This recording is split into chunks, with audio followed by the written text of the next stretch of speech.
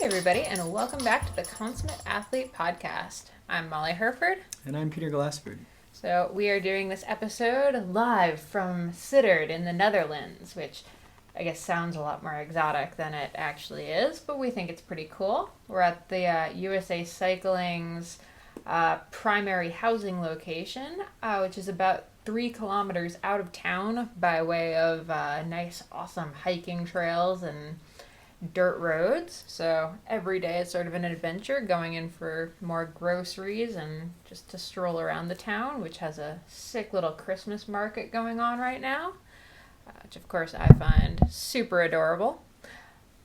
Yeah, and the riding's quite good as well. Oh, that's right. Peter has a bike. The Netherlands is a very cycling-oriented area, so it's pretty cool to see all the infrastructure they have. You can basically ride all day and never, even within, say, 10K of the house, there's unlimited trails, both road and path, and half the time it turns to single track randomly off of a road, and yeah, it's pretty sweet. Yeah, so we're also here to help out Aspire Racing with the Cyclocross World Cup. So yesterday we were at the Namur World Cup, which is sick because it's at a citadel, so they actually use their, old structures and stuff instead of blocking them off so you can't go on them. So you have kids just like scrambling all over these giant old stone buildings and through these tunnels, and it's absolutely awesome. And next week is Zolder, which hosted Cyclocross Worlds last year. It's always a really fun race to be at. So yeah, it's a cool time to be in Belgium and the Netherlands for us. Of course, we missed Christmas at home, which actually is probably our number one tip for healthy holidays, but we'll get into that in a few minutes. Your number one tip is to skip? Yeah, just skip them. Just don't do it. Okay. It's actually a pretty sweet way of keeping healthy over the holidays. Just don't have the holidays. Or just don't have the sickness. Mm-hmm. Yeah. Anyway, we're coming at you with a Q&A episode for this month. We're going to talk a little bit about the holidays, a little bit about riding in the cold, and even some single speed stuff. And then since we're in kind of off-season base season, a little bit about how we're getting ready for Ironman, which is 9 months away now, 8 months away? Yeah, probably. I think you're under 8. Under 8, oh crap. How we're getting ready for that, and if you're planning to do any kind of winter training camp, how should you be sort of thinking about prepping for that now so you don't show up totally unprepared. So let's dive in. The first question is one Peter's been getting a bunch from some of his athletes in the more northern climates where temperatures have been ridiculously cold. It's actually pretty awesome being in the Netherlands where it's 45 degrees compared to the 0 degrees Fahrenheit, not Celsius, that it's been in Ontario since before we left. So, Peter, question was, when your heart rate is low in the fall/winter as the temperatures drop, what's it mean? What should you do? How should you react? Well, there's a few things to consider. Certainly, most people are familiar with when it's really hot, that your heart rate will be higher, and that's generally just means, your body's working harder, so the heart rate's higher. So we need to remember that heart rate is not like a speedometer. Just because your heart rate goes up doesn't mean you're moving fast. In the case of your heart rate getting really high when someone scares you or something, like you don't even have to move and your heart rate can be elevated. Just even breathing can elevate or depress your heart rate. So thinking about heart rate more as like your physiological, sort of how hard your body's working, rather than a speedometer is important. So you might have a lower heart rate for the same perceived exertion even in the cold potentially, or it might be a lower perceived exertion, you just can't drive that heart rate up, which I guess would be a higher perceived exertion. So that's a challenge people run into in cold weather, is they used to be able to pedal and it would feel this hard and their heart rate would be at, 160 beats a minute. But now it's the cold, and now it's like 150 beats a minute or something. And they still feel like it's as hard as it was at 160. Yeah, so they're still pedaling really hard. They're going up the hill as fast as they did before, or the same watts even. So 200 watts used to be 160 heart rate, now 200 watts is 150. So the question is that an issue, and what you should do about it? Generally, it's fine. That's why we have zones, right? People look at a zone and then they take the top of it. And so that's a mistake. So the reason you have zones is so that when it's hot out, you can ride towards the top of the zone. When it's cold out, or when you're tired, maybe you ride towards the bottom. So that's why you have a zone. So use that range is my first suggestion. So just don't push it up. Be happy at the bottom of that zone and just pedal away. Especially on the endurance and more tempo sort of zone 1 to 3 days, like the bottom on the zone, I think, is your friend. More is not better.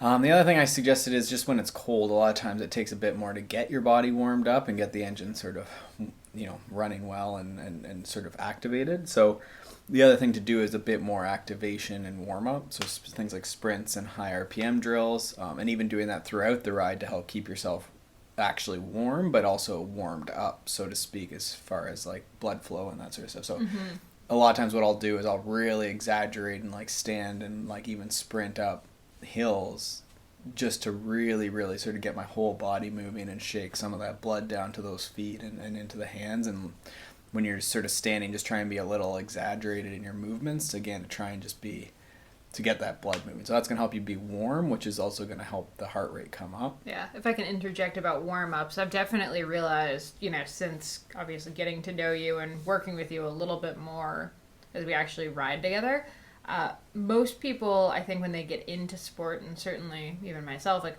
our idea of warm-up is go really, really easy for a while and then just consider yourself warmed up. But I think, when I was warming up to do some training with you, it was a very like, okay, we're going to build your heart rate up like this. So I think a lot of people still just go out and like spin for 5 minutes super easy and call it good. Yeah. So definitely that's like and then because of that, I think a lot of people don't do it. So it's either spin easy and then go really hard. So you didn't actually warm up to the intensity. Yeah. You pedaled very easy and then tried to do something very hard. So your body has to transition. Like, it's not an on-off switch. It has to transition. So what Molly's talking about is sort of even a ramp warm-up, like you might do in a lab test, where you go, first 5 minutes of your ride, 55% of max heart rate. Super low, super easy. You'll probably have to even soft pedal to keep it there. Then 60% max heart rate for 5 minutes. Then 65%. Then 70%. Then maybe 75%. Then 80 even. And then maybe pull it back and ride 65 to 75% for your endurance zone. And obviously insert max heart rate for percent of threshold if you like. And so the idea of warming up, and that's a very good point. Like, sometimes it just takes a while, but sometimes you also have to do something to help get the engine warmed up. If you've ever been to like a snowcross race for snowmobiles, I think that's a great place to see it. They actually like sit with the snowmobiles, and there'll be a guy for the pros who just sits there revving the engine and just slowly, so they'll have the snowmobiles track raised up, and they just basically sit there going like wah, wah. Those are sound effects for you. So trying to warm up. And then the only other point I had is that sometimes in the winter you wear a lot of clothes and it's sort of an awkward motion and you're not super motivated, so you sort of are moving slower and it's not your normal sort of cycling motion. You just sort of like pedal slower and move slower and don't push as hard. So just being aware of when you are wearing like a full snowsuit, sometimes you gotta just sort of roll back the expectations, and your intensity where you need to really get your heart rate up might have to be indoors. Is the reality in that case. Yeah. So Absolutely. Warm up, be patient, expect a lower heart rate, and use your trainer in your cross training. Yep. The only other thing I'd add to that is just make sure your heart rate monitor is actually working, especially in the cold weather when it needs that like warm and like wet band to actually pick up a reading. I know mine, especially when the battery is low, can be super finicky, so it might even just be that you're having more of an issue with your It could be, certainly monitor. if it was reading like 60 or something the whole time and not changing at all, like, yeah, for sure, that's a valid point. All right, next thing is actually pretty related, I'd say. Cold weather. Oh, the only other thing we should say, if you're overtrained, your heart rate's going to be depressed too. Ah, good point. So if you're feeling like crappy, you're not really motivated to go out, and your heart rate isn't going up, or your heart rate recovers super fast, it's probably worth taking a day off and just double checking that that's not what it is. Mm-hmm. Especially because we're at the end of a season and we're in the off season and we're pre-base season, so now is not the time. It's rare. Most people don't get that, but certainly that's something that I've struggled with most of my career. Mm-hmm. All right, so you might be overtrained. Probably not. Anyway, cold weather considerations in terms of what to do with your bikes, your gear. and just kind of how to contend with that. I think the first thing I wanted to kind of say on that was to leave a lot of extra time ahead and behind your ride. I don't think I used the right word when I said behind. Before and after would probably be the smoother way of saying that.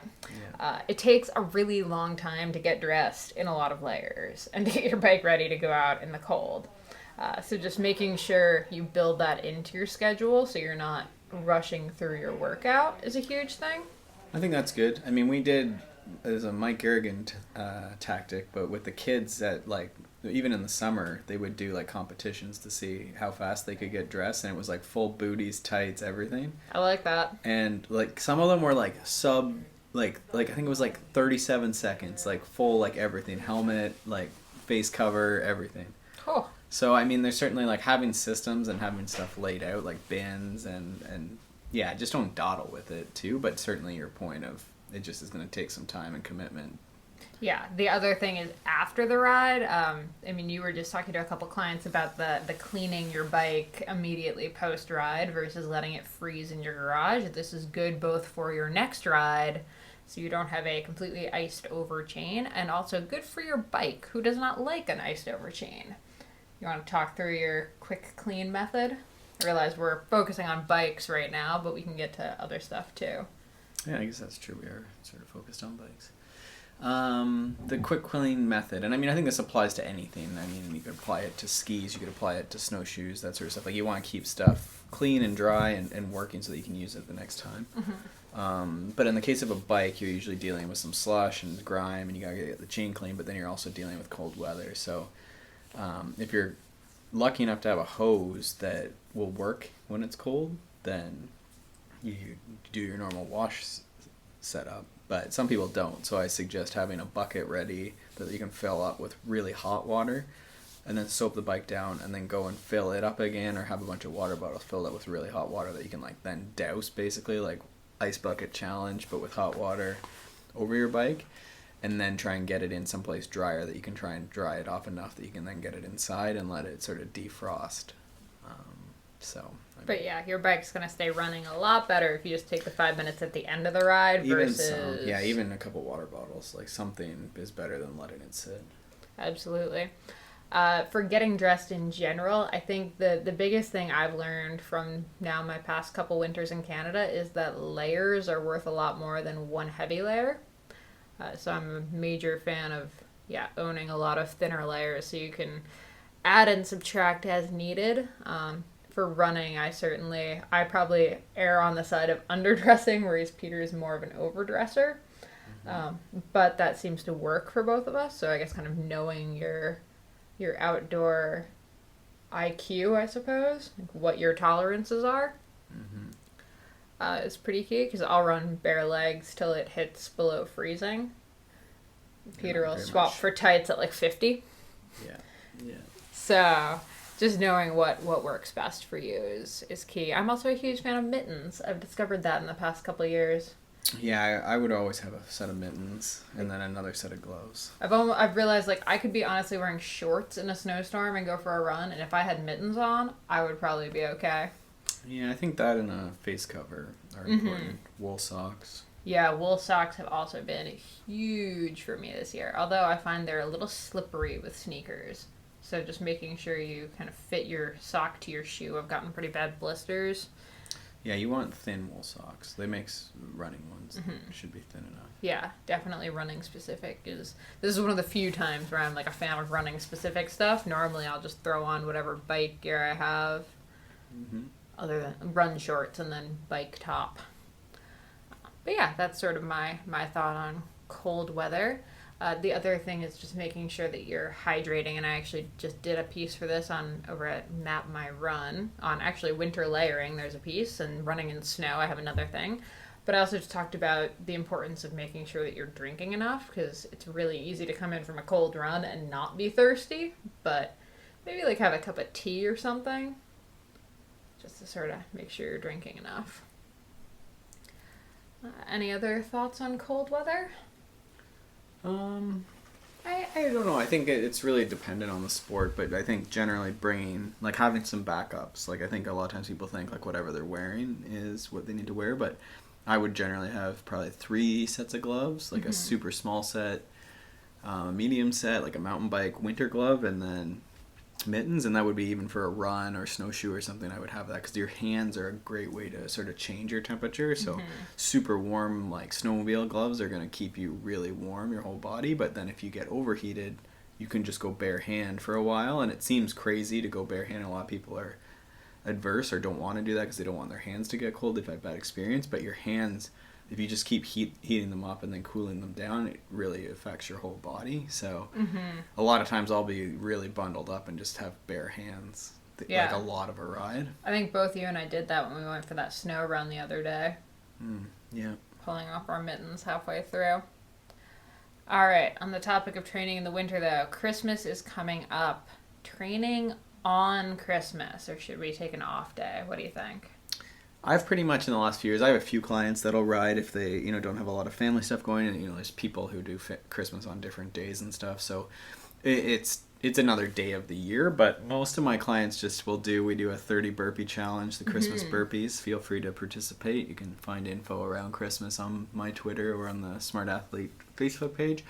So that's at peterglassford.com and facebook.com/smartathlete. Yeah, I don't think there's a .com on it, but it's at Peter Glassford for Twitter, and yeah. That's what I said. No, you said at. I did not. You made a website out of Twitter. There's going to be some sort of legislation now. Oh boy. So yeah, anyhow, check out my Twitter. We'll link to it in the show notes if you want to participate in the 30 burpee challenge. But to the point, I think just doing a little bit of movement, if you can get the family out for a hike or walk over, go pick up something at the corner store if it's open, or, walk to church if that's your thing, or, go and play hockey. Like, I know that was a big Christmas thing for the Glassford family, was always big hockey tournaments and stuff out on the road. So just try and move. I think that's our Consummate Athlete thing, and I don't push any of my coaching athletes to do it. I try and encourage them. At least one of those days should be pretty often family, or else you're going to end up getting to February and just being miserable because you didn't take any. You sat in your basement on a trainer for 5 hours in the dark. That said, I'll say Christmas is probably not the day you want to go completely sans any kind of thing. Like, a short run or something like that is totally plenty, but when you're going to be sitting around all day with family and there's going to be booze and cheese plates and snacks and a giant meal, it's probably not the day you want to go full-on sloth unless you want to wake up feeling Yeah, pretty... I mean, a lot of people end up having the time too, but some people, like, it's just a mental thing. They don't like doing it on Christmas Day, so I've just not pushed it, and if people are dead set they have time, then we'll do something, but...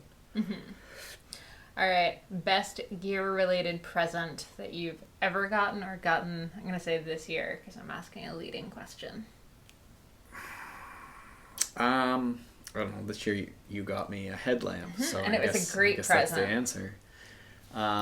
Yeah, I mean, a headlamp's pretty awesome. Like, I mean, when you're talking about gear and stuff that's going to extend your ability to move, just the other day, Molly saying we were walking into Sittard, but into town, and it's a pretty dark forest trail with really spooky religious statues and stuff. Not spooky because of the religion, but spooky because it's at night and there's like large people, like statues. Yeah. Like behind fences. And yeah, there's a full crash, like actual size. Wrought iron. Little... So anyhow, having light is nice. So. Yeah. But headlamps are really sweet, whether you're doing some night running or morning running, especially with the time change. Like, if you're someone who wants to try and fit in a quick run to wake up, you're liking that routine, like a headlamp's awesome. And then if you're living the van life, you're going to lose stuff in the dark all the time. Also, they're only $25, and if you have a power outage, a headlamp is better than a flashlight, in my opinion. So it's really just a good thing to have around the house in general. You never know when you're going to want to grab it. Yeah, so I would say that's a good one. I would say any sort of warm clothing. That's what I usually tell any of I get a lot of emails from mothers and fathers and significant others over the holidays looking for that perfect thing, and usually they want to get power meters or something. I'm trying to think of something that people have a really big... Saddle.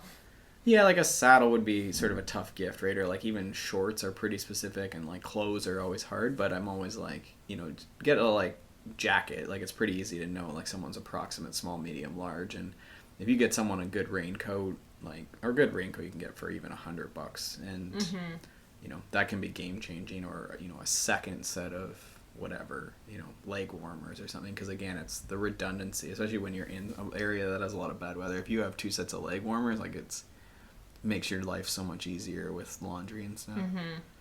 Yeah, and we'll throw in the show notes, but over at mollyherford.com I have a Consummate Athlete gift guide, and at saddlesorebook.com I have sort of female cyclist oriented gift guide with some of that stuff. I would say for me, Peter got me my favorite present of the year, although this is pre-Christmas, so I haven't gone home to see anything from my family, so you never know, they might outdo you.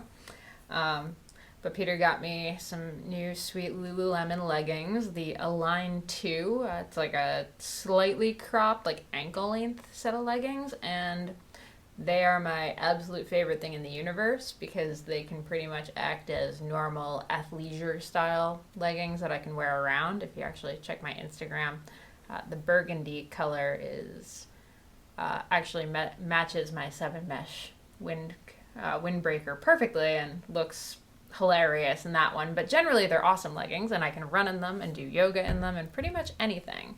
So I'm a fan of any piece of clothing where I can be a consummate athlete in it. So good job all around. All right, on the topic of Christmas, last one, eating healthy around the holidays. And Peter and I already did one of our Christmases with one of our families, so we had to contend with this. Peter is really good at say Gretchen Rubin, the author of all the happiness books, would call you an abstainer. As someone who can just say, I don't eat this junk food, and be totally fine with it. On the other hand, I really like junk food a lot. So I think holidays are probably a bit trickier for me to kind of maintain healthy eating. So first, I guess, Peter, do you have any thoughts on healthy eating over the holidays? I mean, I don't know that it's easier, but I am a fan of the just, I don't eat this certain thing, and then it sort of eliminates a few options. So I think my best example would be, you don't have to miss everything, but decide that you don't need a bun, for example. A white bun doesn't really add. Most people don't actually enjoy the white bun that people serve with dinners. So if you didn't have that and no butter on it, like, that's a fair chunk of calories. So that would drop you down a fair bit just with a white bun. Like, if you really like the white bun, then we can insert, you know, key lime pie, or what else do people have? Pumpkin pie, pecan pie. Yeah, or like the second drink. Like, it's still moderation, but it's just, you know, you don't need to participate in every single thing. And a lot of them, if you really think about it ahead of time, like, you probably don't like hard candy, or like, there's a lot of things that are just really not, like, you can't claim tradition on a white bun with butter. So that's been my strategy, and I mean, I take it maybe further, and like, but I, you know, again, like, I don't have any of the breads or the stuffing or that sort of stuff, and it just eliminates it. So I end up having vegetables and turkey, and I'll usually have something, like, I don't know what we had. I don't think I even ended up having dessert at this last one. I don't think so. We might have ice cream or something. Yeah, and I think the other thing to do is sort of think about loading up on the veggies when you can. I find at family holiday gatherings, veggies tend to be few and far between. Yeah. So just kind of taking whatever's there.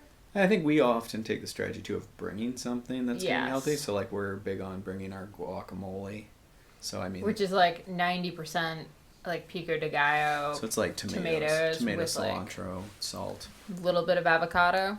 It's pretty excellent, and I mean, you can eat it on a tortilla chip or on some vegetables. And so that's sort of, at least, I mean, that has two. One puts vegetables in, and then two probably distracts you from some of the hard candy chocolates that you don't actually want. Soft cheeses, etc., that I really do want. I think my other big thing, and this especially came in handy when we were doing a full day Christmas. I know with my family, the morning starts with my sister's famous Bloody Marys and my dad's, you know, whiskey and eggnog, or rum and eggnog, depending on the year. But I've found trying to wait till, you know, like 4 or 5 p.m. to start really getting into the wine. Like basically waiting till dinner to hit any of the actual alcohol is sort of a big help because number one, you sort of keep your inhibitions up. Number two, you avoid the hangover the next day. And number three, you really do kind of skip out on the calories that adding whiskey to your already high calorie eggnog adds. Yeah. Yeah, and there's, again, it's like very specific. I think that's, the example you gave was good. Like what works for me doesn't work for you, but there's different strategies, that help with that, whether it's moderation or not, or timing of, I'm not going to have like cake before the meal or something, like the little cakes, hors d'oeuvres, appetizers, right? Like maybe just don't have appetizers, just talk to people and, have a glass of wine and just nurse the glass of wine, and you get one glass of wine before dinner, and then, get some sparkling water and nurse that. And I think the other thing I try, and I've been trying to do more of, like sort of got away from it. I mentioned the hockey game beforehand, but I'm trying to participate in whatever like activity and family stuff, or going out and playing with the kids, or, whatever's going on. And that way, like, you sort of just kill most of the day, but it's, you're not the weirdo standing in the corner, not talking to anyone, and yes, like staring at a key lime pie or something. That would be me. You don't even like key lime pie. I know. I don't know why I'm looking at it, you're but... staring at it, you're scared. So yeah, I think, if there is that, not every family has that, not everyone's into that, but again, with our consummate athlete angle, like maybe that's, maybe you jump into the hockey game, or the tobogganing, or snowman building, or... Yeah, just go out and play with whatever kids happen to be around. Borrow kids, like... Shovel the driveway, or... Walk the dog, like, any kind of... I mean, whatever fits into the family thing, right? But... lately I've been getting just my brother to go and throw the baseball around, and that's more at family things, like during the summer, obviously, but, do it. There's you might just have to go first and ask someone to go and do that. Yeah. I like it. All right, next question. We're out of the Christmas episode here, although I guess this is our last episode before Christmas. So, happy holidays, everybody. See. Maybe we'll throw a bonus one in. Okay, next one. When people, not necessarily people with a coach, just people that are trying to kind of keep track of their progress, what should I log? Yeah, so like you're using some sort of training journal, so it might be a journal. I mean, journal. I'm just thinking somebody has like a spiral notebook even. Does like, Bicycling still make those books? I don't know. They used to always send them when you bought a subscription, like a training log. I don't think they send them anymore. But anyhow, whatever you use, it could be graph paper on the wall, or a calendar, like an actual physical calendar is actually a great way to start into sort of planning your training and logging your training. So I think the simplest thing you want to do is plan ahead a little bit. So again, you have your calendar, wall calendar, plan out Monday to Sunday for this week. You're going to go long on Wednesday and Sunday, hard on Tuesday and Saturday, and just, walk the rest of the days of the week or something. And then, so you have those planned out with some duration, with some sort of goal like that. And then basically your logging can be as simple as some sort of like check mark, if you did it, or a red X if you didn't. And then ideally that progresses to saying, things like where you rode, how much you rode, maybe some wattages or time up a hill. But just sort of tracking your progress so that in January this year you were doing this many hours or this many miles. You did the local hill this fast, or the local cross-country hill, or the 10K race this fast. And then you can compare back. So a big thing that we do with athletes is look back at last December or February or March, and we just try and do a little bit more. So it's not related to any sort of who are you, or sorry, not who you are, but, any textbook. It's who are you? Last year you were this good. You got 5th place, and you did 20 hours. So you did 5 hours a week in January. So this year, how about 6 hours a week, or you did, 10-minute intervals last year, do 12-minute intervals this year. So the point of the log is that you can have that continuous improvement and check in on what's working. You might see big red X's on our wall calendar example on every Tuesday. You have really crappy days, and you never do your Tuesday, you don't look forward to it, but maybe Wednesday and Thursday are actually good days. So if you just shifted your week and did that Wednesday, you have the whole day off, or it's a super easy day at work, the kids are at daycare all day or whatever, maybe that's the day you should do. So the value in the training log is it helps you see those patterns where you might course correct and do a little different, something specific to you. It helps you improve. It helps you track your progress in terms of last week was 3 minutes up the hill, this week 250 up the hill, which sounds really basic, but a lot of people don't do that and don't keep track of it. And so that's the training log, is planning a little bit ahead and seeing what works for you and then making it a little bit harder the next week. I like it. The only other things I'd add is I actually like the idea of occasionally just like tracking different things. So right now I'm actually in the middle of a month of tracking my sleep for an article I'm doing. But that's been sort of interesting to see my sleep patterns, and I think the month is going to give me a really good snapshot of ways I can improve my sleep and where I need to work. I don't plan on doing it sort of beyond that month, but it's nice to kind of check in and, think about that. Same goes for, track what you're eating for a week and see if there's anything that you're noticing about that. Are you, sneaking a piece of cake every, night after 9? Maybe we want to cut that down. Yeah, for sure. And it's getting easier and easier. Like one of our first podcasts was with Marco Altini on HRV. But one of the main reasons I like his app is actually because they keep getting better and better at doing a little survey after about your sleep and your stress, and did you travel yesterday? What else is in there? Travel, did you drink? What activity did you do? Yeah, and you can choose, you can sleep? customize it, but then it uploads it or transfers it to Training Peaks, which for me and clients that I work with is important. It's sort of our online training calendar. So the calendar I described to you on your wall is in a virtual setting that I can see and the client can see. But it transfers all this survey every morning to Training Peaks. So the client, it takes 2 minutes out of their day. It takes a heart rate reading and then the survey. Then that's in our calendar. So now our calendar just got smarter. We have that check mark, our big X. We have some data from their ride. And then we also have this survey about, how did Molly sleep? Was she traveling yesterday? Does Molly have her period? Also good for women. Okay. Thank you. No, I was just going to add that tracking your cycle is also an important one for women to do every once in a while. Really shocking introduction to periods. Really abrupt, I know. It's kind of my signature move. I guess that's what it is. Anyway, so just kind of logging. For sure. And with all jokes aside, menstruation is one of them. And that's also valuable. And increasingly, it's an easy way to communicate that without, no one really likes to talk about it. But it's an important thing. For some people, that's, you have cramps in that time and it's affecting training. Now we have this obviously in a chart where, training didn't go well on those days. And again, it's not for everyone, but that might be something we can then, again, on our wall calendar, we could adjust. So yeah. For example, it's not for the men in the audience. The menstruation? Yeah. Sometimes we use the menstruation for something else.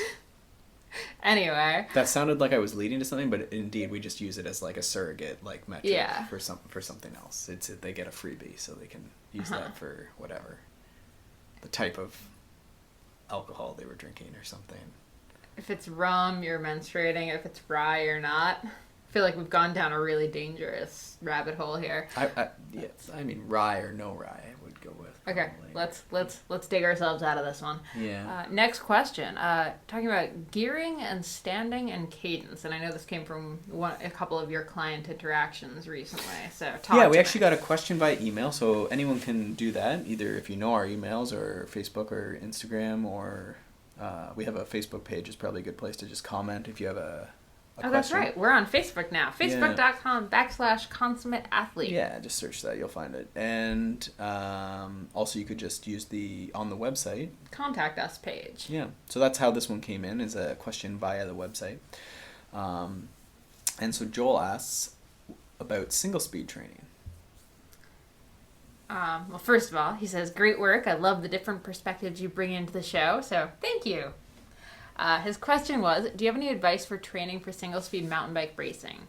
Assuming a base build peak race recover cycle, are there any specific workouts or things to focus on? It can be really difficult to decide how much to train on the single-speed versus a geared bike, which allows better control of intervals. And then how does the answer change for cross-country versus a marathon for bikes, so not 26.2 miles of running, marathon bike racing, so like 8 to 24 hour racing, 100 kilometer or milers. Yeah, like 3 hours plus. Yeah. So first, this is like one of my favorite things to argue with people about. Oh man, it really is. But I've never had someone super dedicated to single speed training because single speed goes like usually a typical single speeder doesn't care, and single speed culture comes with like drinking and not caring. And so, I mean, and you can disagree. Maybe you're a really serious single speed racer. They certainly exist, but they wouldn't admit it usually. But if you look at single speed world championships or of any type, cyclocross, mountain bike, you're going to see a lot of, people who are having a good time. They're not really focused on training, at least, obviously. But I've always surmised that if you had someone really dedicated to doing intervals with their geared bike and then also by shifting gears and just the situations they're on their road bike, so working on high and low RPM, you could do some crazy stuff, and it would be really cool to work on that. So if anyone's out there and really dedicated, talk to me, and I'd love to work with you on single speed training.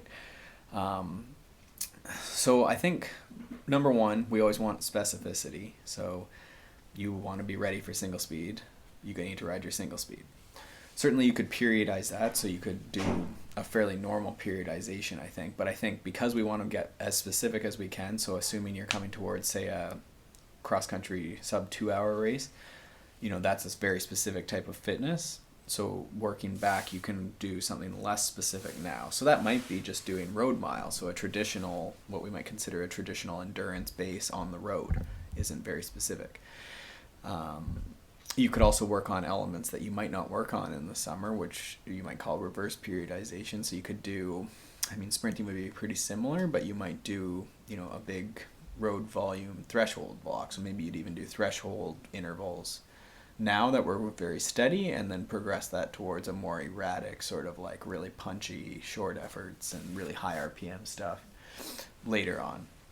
I think the big thing is that you want to really challenge that low RPM work, so that would be what you might call muscle tension. And again, that could be done on your single speed bike by finding giant hills to pedal up seated. You also obviously want to work on standing, which is something I see really neglected in single speed world. A lot of people aren't great at standing, and the ones who are good at standing are the ones who are usually pretty quick. So I would spend some time and get some help if you need to, which sounds like, an odd thing, but if you think about how long you can stand up and whether you can really sprint up a climb even when you're tired, a lot of people cannot. So standing is a skill and something we need to practice and train, certainly specific muscles. And so for single speed, you basically have those two gears. You have seated and you have standing. So you got to be able to use them both. But a lot of people race single speed and don't use the standing gear very well. Actually, I think they say they have 3 gears because you can also push. So Right. That's also important. So I think single speeders also don't train their push bike very well. So I think if you really are going to go at that single speed, I think working on your dismounts, mounts, and your bike carry / push / running, I think is important, because there's certain races where it's very high speed, but then there'll be one kicker climb, and you can definitely get an advantage by picking your gearing where it's higher, so harder gear, and then just running, right? You just dismount, but saving that muscle tension then, and not, burning up your muscle energy, so to speak, just by running up it. But you can only just run up it if you're really good at running and really quick with your mounts and dismounts.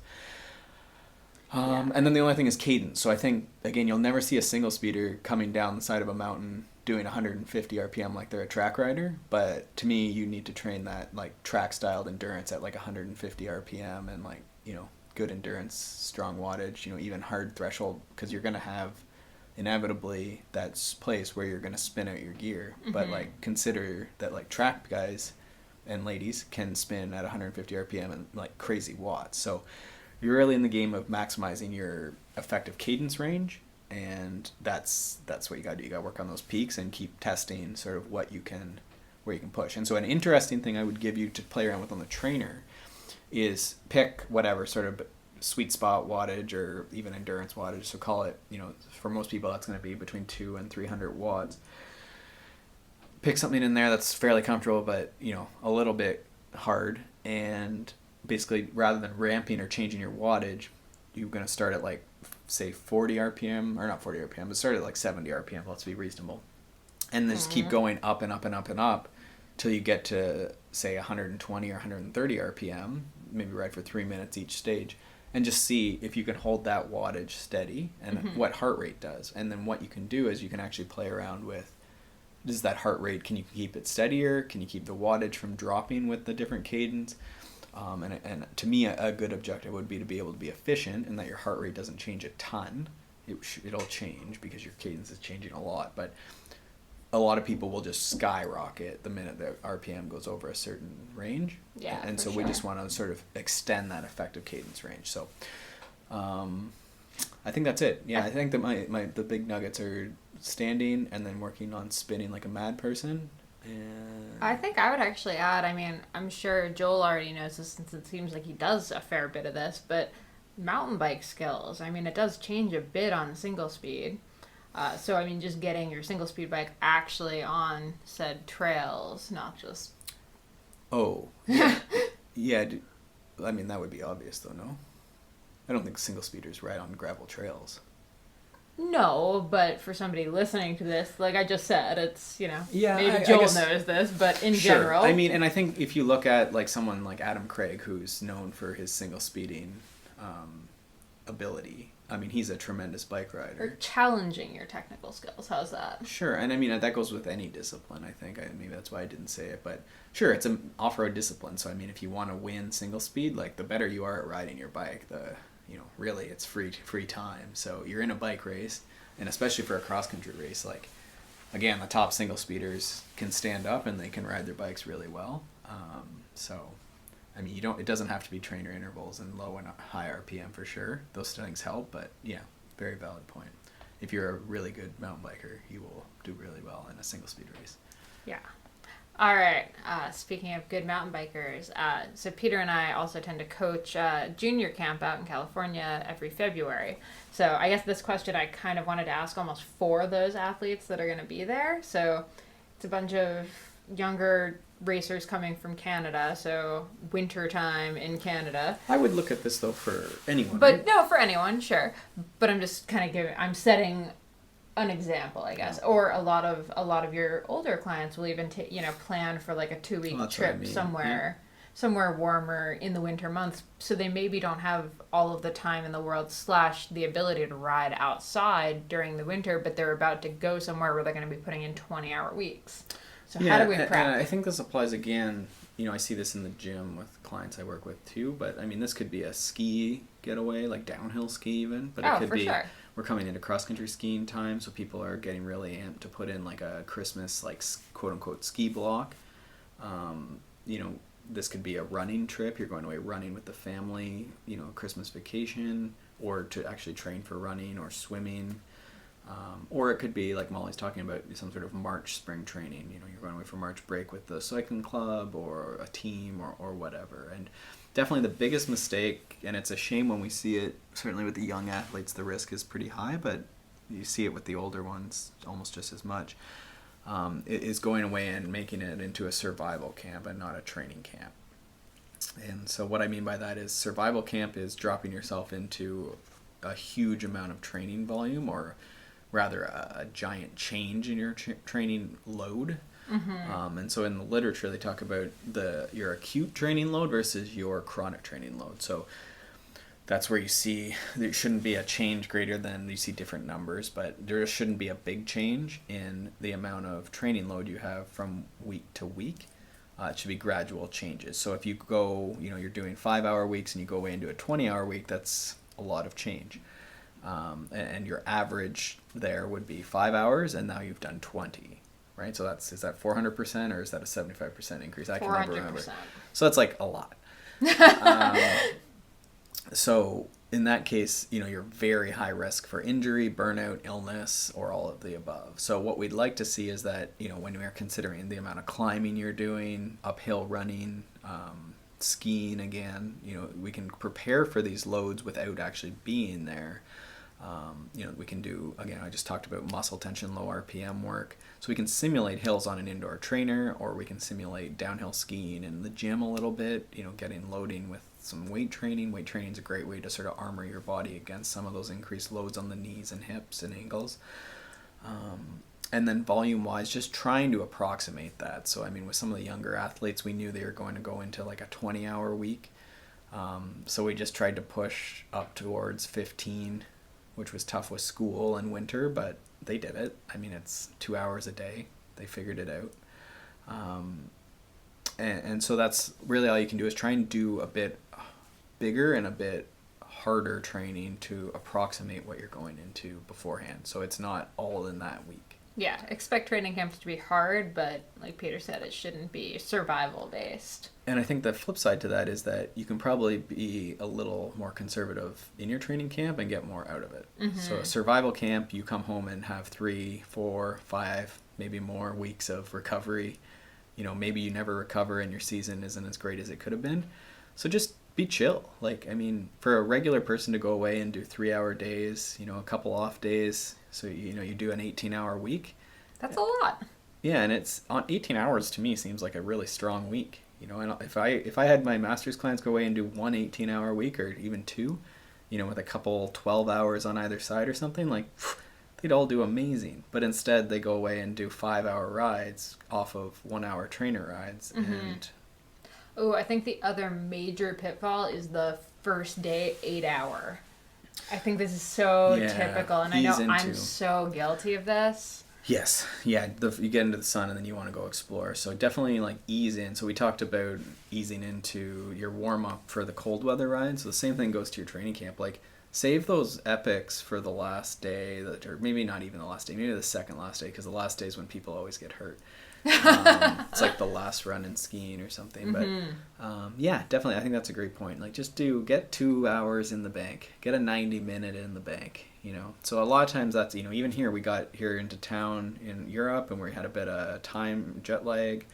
You know, we're a little tired. We got some errands we got to run. So I think the first day we were here, I only did 90 minutes maybe, made sure my bike was all working. And, you know, I don't know how many people have gone down places and something was bent and they sprinted on, you know, 3 hours into a big ride. And so they're exposed and out in the middle of nowhere. I think in 5 minutes of the training camp, a derailleur broke last year. I don't know if there was a crash with that, but definitely there was, derailleur. So just ease into it, make sure bike's working, make sure you get your bearings, remember how to ride a bike. And make sure, like, your body's adapted. Again, most of these training camps involve travel, so we're way tighter than we were. And again, jet lag adds to that, so your coordination's off. Just let everything shake out for a day or two, and again, build into that camp. Save the big money makers for later. Yeah, absolutely. All right, we're going to end now, but we're going to quickly just go into how is Ironman training going. And I have to say, after that Total Immersion podcast we did, Peter is now swimming like a fish. It is very frustrating for those of us who've been swimming for years. He still can't swim for as long as I can, though, so I've still got that going for me. Yeah, it's going well. I don't think I'm that good, but that, and I've had a couple private sessions, and I did my first group swim, which was like a clinic I did with a local coach named Rich Patey, and yeah, was really good actually. So I was a little apprehensive going to sort of like swim coaching like in a group, but you know, it was good. It was good everyone was really nice. So I mean, if you're at all interested in going to swimming, it's a pretty cheap way to get instruction and meet people. And I mean, they were all super psyched on sort of my Ironman craziness, and they had a bunch, you know, of really cool tips. And, you know, I asked them what wetsuits they're using and stuff. So it's been cool. But yeah, swimming's been good.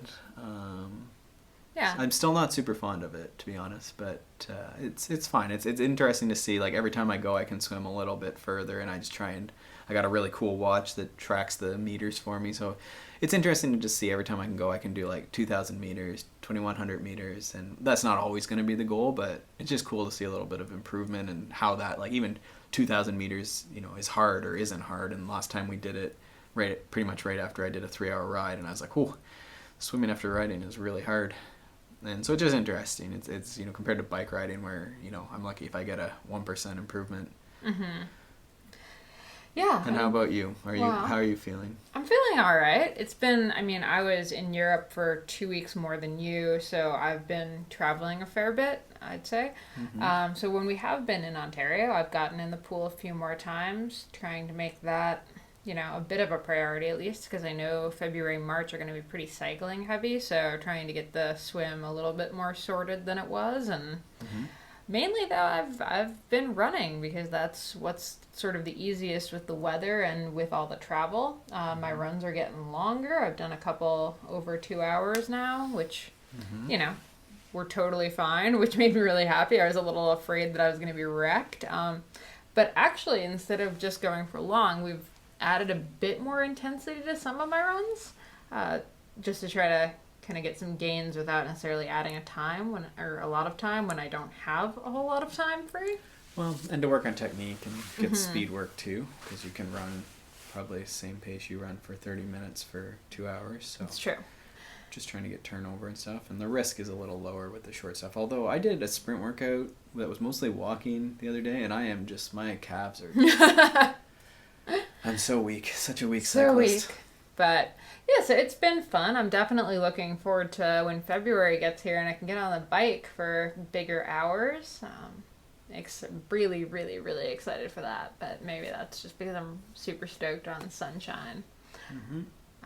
Yeah, all good things. Definitely, as soon as I said 8 months, I'm getting a little bit nervous now, but yeah.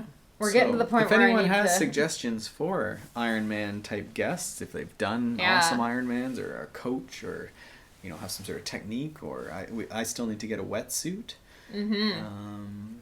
So yeah, if you have suggestions for guests outside of triathlon, that would be awesome too. We're coming up to another recording period here, so we want to get a few more sports covered, some more how-tos. So yeah, any burning questions, any sports you want to learn looking about? at like kiteboarding, bowling. Oh, I like bowling. I'm trying to think what else. I want to do pool or darts. I want to be awesome in a bar is sort of where I'm at. Okay, so if there's any like card shark, dart, I don't know what type of animal a dart person would be. I just definitely want to be able to go into a bar and do the thing where it goes silent and I pick up the dart or pick up the pool cue and just nail it. And then just, everyone resumes talking but knows I'm a total badass. Right. Yeah, that's pretty much why we started this podcast, was because I wanted to be able to do that. So we really need to get one of those people in soon. In the meantime, have a happy holiday and let us know in the comments. Head over to iTunes, leave us a review. Yeah, let us know if you like the show and, Thank you for watching and listening in 2016. All right, take care.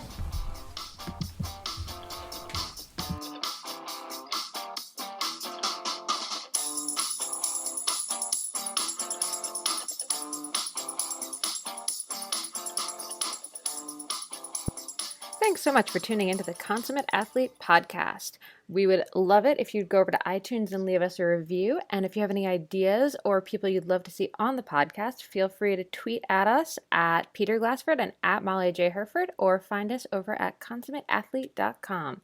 Thanks for listening, and we'll see you next time.